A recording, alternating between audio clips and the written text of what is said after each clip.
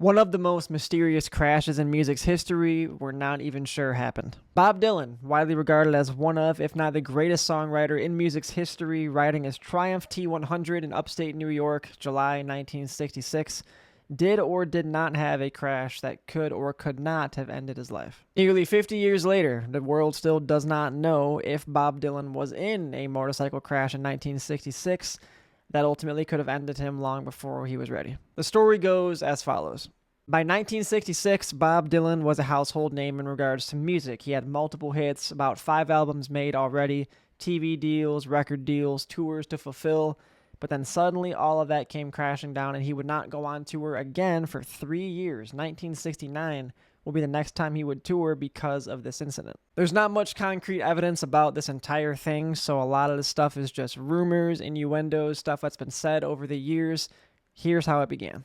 So Bob Dylan, in upstate New York, not far from the eventual location for Woodstock just a couple years later, had left his manager's home, Albert Grossman, and he was cruising on his Triumph T100 down the road. Whether the sun got into his face, he hit an oil spot on the road, or he simply just lost control, Bob crashed his Triumph T100.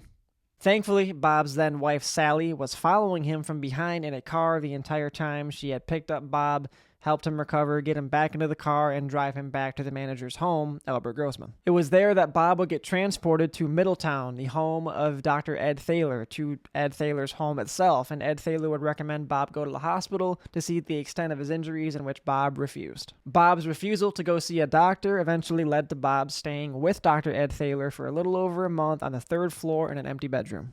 There's no medical records of this. There's very few eyewitnesses. There's very few actual legitimate stories that line up to what actually happened or could have happened on that fateful day. There wasn't a police report even to confirm any of these things, but the U.S. News and the New York Times both covered it, and from there on everybody wondered what was the extent of Bob's injuries, if there were any at all. One theory that I myself subscribe to is the accident did indeed happen, but people around the situation kept it tight-lipped because Bob was looking for a break anyways. Bob was rocking and rolling and going strong by this point. He was only in his mid-20s. He was going hard and going quick, and a lot of people like that, unfortunately, do not have happy endings. Bob would use this time to heal up, recharge, and then wait another 3 years before going on tour again.